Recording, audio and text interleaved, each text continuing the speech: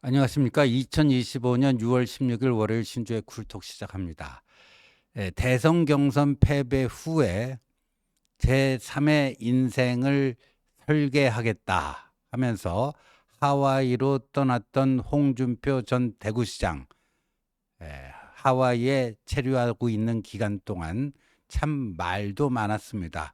그 홍준표 전 시장이 드디어 내일 귀국합니다. 내일 귀국합니다. 지금 하와이 빅 아일랜드 섬에 머물고 있었죠. 그 5월 10일경에 부인과 함께 출국을 했는데요. 네. 내일 오후 5시쯤에 아시아나 항공편으로 귀국할 예정인 것으로 확인이 됐습니다. 근데 홍준표 전 시장이요. 귀국을 예고한 상태에서 하와이에서 쓴 마지막 페북글을 한번 볼까요? 빅 아일랜드의 한 달은 가없는 태평양을 바라보면서 두 가지 국민들에게 지은 죄를 속죄하고 앞으로 내 나라를 위해 내가 할 일이 무엇인지 생각하는 시간이었다. 그러니까 뭔가 본인이 두 가지를 죄를 지었는데 거기에 대해서 속죄를 했고 앞으로 나라를 위해서 자신이 할 일이 무엇인지 깊이 생각하는 시간이었다. 3년 전 사기공 경선을 당하여 윤석열 정권을 탄생시킴으로써 나라를 혼란케 한 죄가 두 가지 죄 중에 첫 번째고 또 이번 경선에서 똑같이 사기 경선 당해서 이재명 정권을 탄생시킨 죄, 이 두 가지 죄에 대해서 태평양을 바라보면서 속죄를 했다. 그리고 내 나이 70대 이르러 남은 인생 어떻게 보내야 할지 생각하는 시간이었다. 나라가 속히 안정됐으면 좋겠지만 이재명 정권의 칼바람으로 또 얼마나 많은 사람들이 고통을 받을지 뭐 이런 얘기를 했습니다. 뭔가 나라를 위해 앞으로 내가 70대 홍준표가 할 일이 무엇인지 이렇게 예고를 했습니다. 예고를 하다 보니까 뭐 홍준표 귀국이 임박했다. 보수 정치 진영이 다시 요동치는 것 아니냐. 뭐 이런 기사가 벌써 나오기 시작하고 있습니다. 근데 여러분, 홍준표 전 시장이 내일 귀국하면 보수 정치 진영이 뭐 요동을 칠까요? 저는 그거보다도요. 보수 진영이 요동칠 일은 당분간 없을 거라고 보고요. 언론은 이제 흥미 위주로 이렇게 좀 쓰니까 저렇게 좀 야하게 타이틀을 뽑을 수 있는데 저는 보수 정치 진영이 요동치는 것보다도 앞으로 홍준표가 할 수 있는 일이 무엇인지 그걸 한번 살펴보도록 할 텐데요. 그걸 살펴보려면요. 홍준표 전 시장이 4월 29일이었습니다. 4월 29일. 이날이 어떤 날이냐 하면은 이제 사자 경선 하다가 둘만 남고 둘이 탈락하는 그 발표일이었습니다. 근데 4강이 김문수, 한동훈, 홍준표, 안철수 이 4강 중에 2명은 집에 가고 2명이 남아서 마지막 결선을 치르는 건데 홍준표와 안철수가 탈락을 했죠. 그게 4월 29일이었습니다. 4월 29일에 홍준표가 어떻게 페북을 썼는가 여러분 한번 보시죠. 30년 전 검찰 대선배들 비리를 수사하는 것으로 검찰 조직의 왕따가 되어 2년간 이짐에 당하다 사표 낼 때 아내가 무척 서럽게 울었다. 그 YS의 강권으로 보수당에 들어와서 국회의원 5선, 광역단체장 3선 뭐 계파 없이 했고 나는 항상 보수 정당의 아웃사이더였다. 3년 전 윤석열에게 민심 10.27% 이겼는데 당심에서 참패 당했을 때 탈당하고 싶었지만 마지막 도전을 위해 보류해 놨는데 오늘 경선 결과 보고 더 정치를 계속하다가는 취해지겠다는 생각이 들어 이젠 이 당을 탈당하고 정계를 떠나야겠다는 생각이 들었다. 아내도 고생했고 두 아들도 마음고생 많았다. 검사 사직 갈 때는 아내가 말렸는데 이번 탈당과 정계 은퇴는 아내와 두 아들 모두 흔쾌히 받아주었다. 더 이상 갈등으로 지새우는 정치판에서는 졸업해야 한다는 생각이 강하게 들어 이제 정치판을 떠나 새로운 세상에서 세상을 관조하면서 평온한 나날을 보내고자 한다. 후배들이 잘해주리라 믿는다. 이렇게 얘기했어요. 그러니까 정계 은퇴, 그 탈락한 그날 바로 정계 은퇴와 탈당. 근데 정계 은퇴만 하면 뭐 탈당에 굳이 안 해도 뭐 정치에서 이제 사라지는 건데 뭐 당적까지 말끔히 지우고 가겠다. 뭐 이런 생각이었던 것 같아요. 홍준표는 이랬습니다. 그리고 며칠 후에 미국에 갈 거다 하면서 또 어떤 글을 썼냐면요. 5월 5일이에요. 자기 인생 1막 43년 전에 사시 합격해서 검찰로 출발해서 모래시계 검사 이게 자기 홍준표 정치 홍준표 인생 1막 또 근데 30년 전 신한국당에 들어와서 정치를 시작했다. 한 30년 됐죠. 이게 홍준표 인생 2막. 그러면서 내가 당을 떠난 것은 내가 당을 버린 게 아니라 당이 나를 버렸기 때문에 그 당에서 나올 수밖에 없었다는 홀가분한 심정으로 내 인생 2막을 정리하고자 합니다. 내 인생 3막 구상을 위해 지인이 있는 미국에 잠시 다녀오겠습니다. 세상사 잊고 푹 쉬면서 내 인생 3막을 다시 시작하고자 합니다. 그러니까 정계 은퇴와 탈당 선언을 하고 제 인생 3막 구상을 위해 미국에 간다니까 그러면 홍준표가 돌아와서 1막은 검사, 2막은 정치인, 그럼 3막은 뭘까? 그 학생시대 미래의 꿈이었던 뭐 개그맨을 하는 거 아니냐? 뭐 이런 얘기까지 우스갯소리로 나올 정도로 홍준표의 제 인생 3막 직업은 무엇일까 그랬는데요.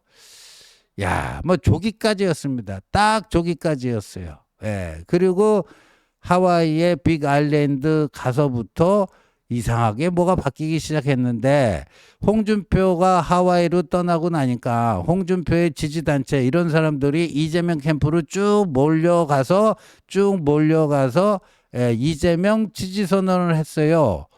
그러면서 이재명이 그 홍준표가 경선에서 탈락한 이후 홍준표와 전화를 나누었다. 뭐 이런 얘기도 하고요. 그래도 혹시 홍준표가 이재명 정권의 초대 총리로 영입되는 것 아니냐. 뭐 이런 얘기까지 나돌았어요. 근데 정계 은퇴, 국민의힘 탈당 뭐 이렇게 가더니 이상하게 이제 하와이로 떠난 다음부터 뭐가 바뀌기 시작했습니다. 뭐가 바뀌기 시작했어요. 5월 9일은 아마 떠나기 전날일 거예요. 나는 이미 국민의힘에서 나왔고 대선에는 관여하지 않겠다고 천명했습니다. 오늘까지 메시지를 낸 것은 김문수 후보에게 마지막 의리를 지킨 겁니다. 내일 출국합니다. 대선 후 돌아오겠습니다. 딱 저랬잖아요. 근데 떠나자마자 뭐 홍준표 지지하던 사람들 주르르 이재명 캠프에 가서 지지 선언을 하니까 홍준표가 초대 총리 되는 거 아니냐 뭐 그랬었고요.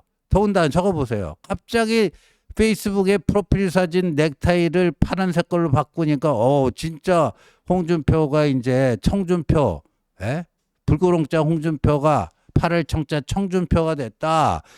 홍준표가 이제 이재명 정권 쪽으로 넘어가는 거 아니냐.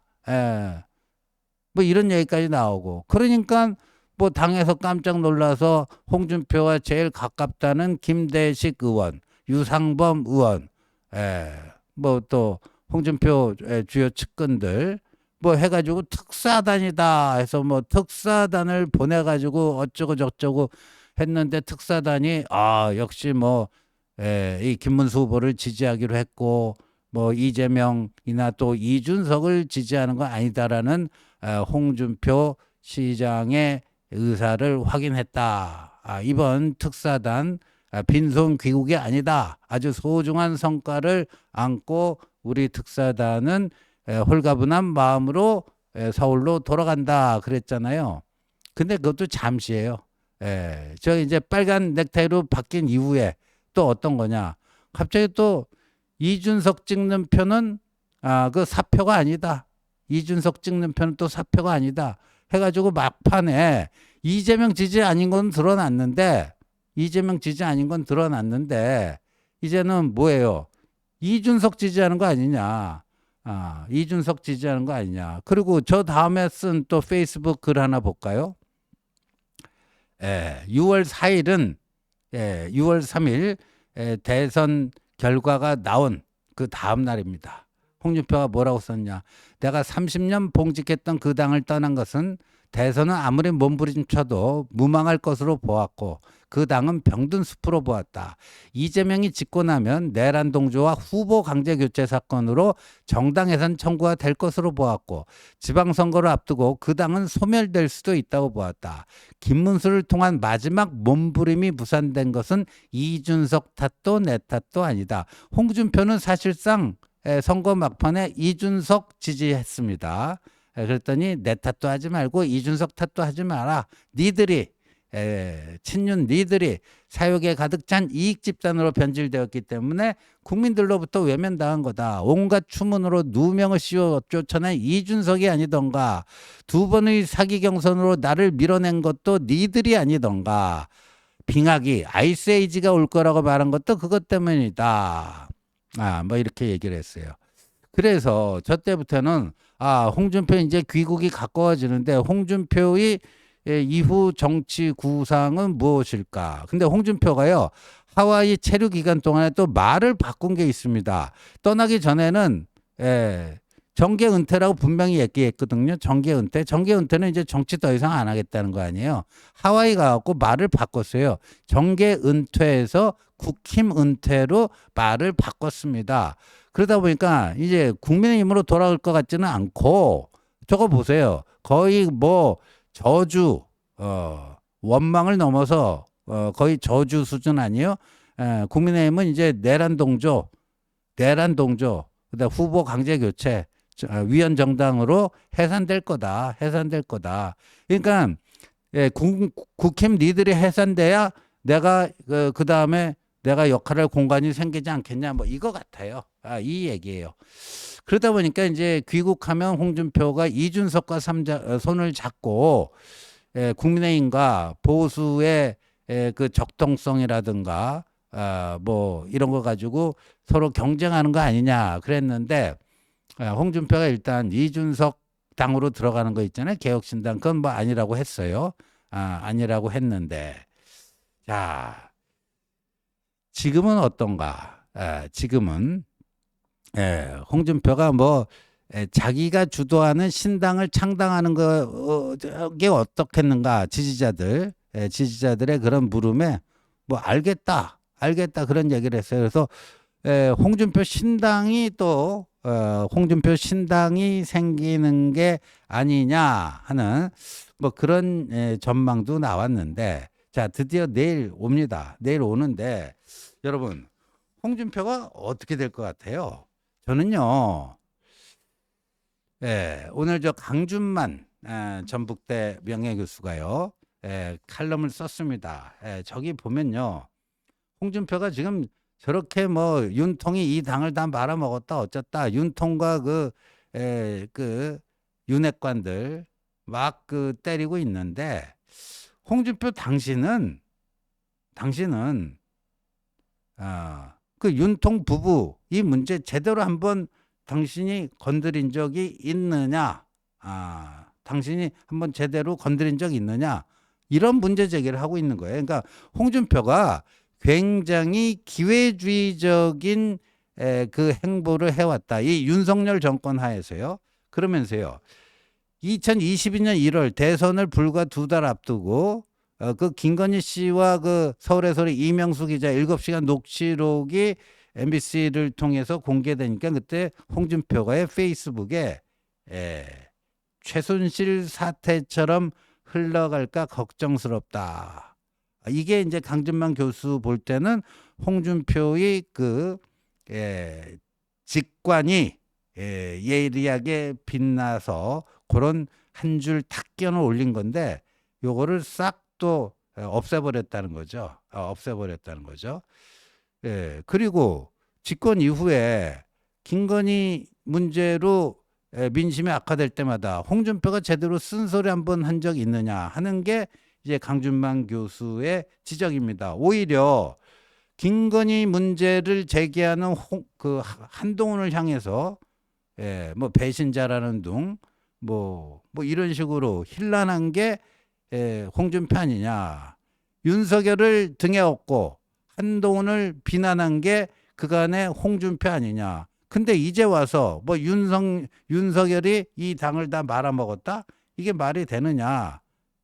비상계엄과 탄핵 다 윤석열이 말아먹은 거다. 근데 홍준표가 윤석열 탄핵에 대해서 취한 입장이 뭐냐. 홍준표는 이렇게 썼어요. 강준만 교수가. 홍준표는 윤석열 탄핵에 반대했다. 탄핵에 찬성표를 던진 국민의힘 의원들을 레밍, 이재명, 이중대, 민주당의 세작들 도저히 같이 갈 수 없는 배신자들로 비난하고 모욕하면서 제명을 요구했다. 그런데 이제 와서 개헌과 관련해 국민의힘 해산, 내란 동조라고 국민의힘 해산을 당연시하는 발언을 하면 어쩌자는 거냐. 이게 이제 강준만 교수 칼럼에 있는 겁니다. 그리고 3월 1일인가요? 그때 아스팔트 극우 집회 주도한 쌍전 정광훈 전한길에게 참 고맙다고 한 게 누구냐? 홍준표 당신 아니냐? 그랬던 당신이 거기에 동조했던 거 아니냐? 저희 그 어벤져스에서도 저희가 좀 말씀드렸지만 작년 4월 10일 총선 참패 직후에 윤석열 부부와 홍준표 부부가 부부 동반으로 만찬 4시간 찐하게 했는데 그때 홍준표가 인정했잖아요. 뭐 총리 제안을 했고 자신에게 뭐 그러다가 그때는 뭐 고사했지만 몇 달 후에는 다시 총리 해보겠다 얘기를 했는데 뭐 성사가 안 됐다 하는 건데 그 들리는 말에 의하면요. 그때 홍준표 부부가요. 명품 개 목걸이 뭐 하나에 뭐 2, 30만 원 하는 거 그거를 윤통 거기 한남동 관저에 개가 뭐 한 열 몇 마리 있었나요? 외국에서 받아온 개까지. 그걸 뭐 인당 하나가 아니고 견당 하나죠. 견당. 그 명품 목걸이 이런 것도 막 선물로 갖다 주고 뭐 그랬다는 소문이 그때 파다했습니다. 그건 뭐예요? 결국 그리고 저 홍준표가 윤통에게 나 총리시켜주면 내가 한 달 만에 한동훈 싹 정리하겠다. 한 달 만에 윤통 당신이 골치 아파하는 한동훈 내가 싹 정리해 줄게. 그런 처신을 한 사람 아닙니까? 근데 나중에 자기 밀어줄 줄 알았는데 갑자기 김문수로 가고 또 한덕수로 가고 그러니까 윤통과 그 친윤 세력들로부터 내가 뒤통수 맞았다 해가지고 지금 그쪽을 다 하는데 본인은 거기에 어찌 보면 그 흐름에 타서 한동을 때리면서 친윤의 대표 주자로 이거 하려고 했던 사람이 홍준표 아니냐 이거죠. 그러니까 홍준표가 국내힘으로 돌아갈 수는 없을 거고요. 뭐 밖에서 이제 신당을 차려야 될 텐데 그 명분이 있어야 됐잖아요. 근데 홍준표의 그간의 행보가 명분이 있는 행보입니까? 그간의 홍준표의 행보를 들여다보면 들여다볼수록 그런 기회주의적 행태만 부각이 될 뿐이에요.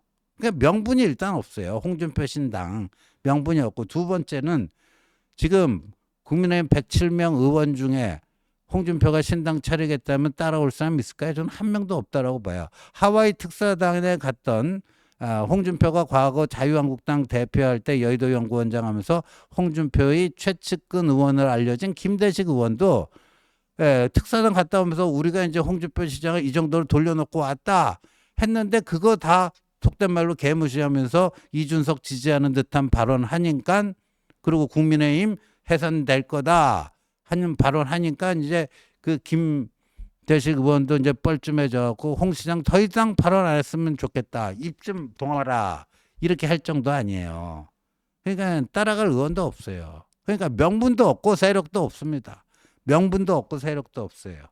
그래서 제가 보건대는 이제 내일 귀국하는 홍준표가 할 수 있는 거는 크게 두 가지다. 하나는 근데 홍준표가 명분도 없고 세력도 없지만 한 가지 그래도 녹슬지 않은 게 있습니다. 그게 뭐냐 하면은 이게 속된 말로 이 스피커 입담이 있어요.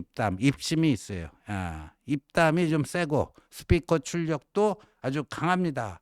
그러다 보니까 정치 평론을 할 수 있을 것 같아요. 표현도 좀 재밌게 하기 때문에 정치 평론을 하던가 아니면 정당을 만들고 싶으면 뭐 만들 텐데 의원이 한 명도 없는 그런 군소야당 만들어서 그 당수를 하는 거 말고는 앞으로 홍준표가 할 수 있는 일은 없을 거다. 홍준표의 인생 산막은 정치평론가 아니면 군소야당 당수가 되지 않을까 이렇게 보여집니다. 시청해 주셔서 감사합니다.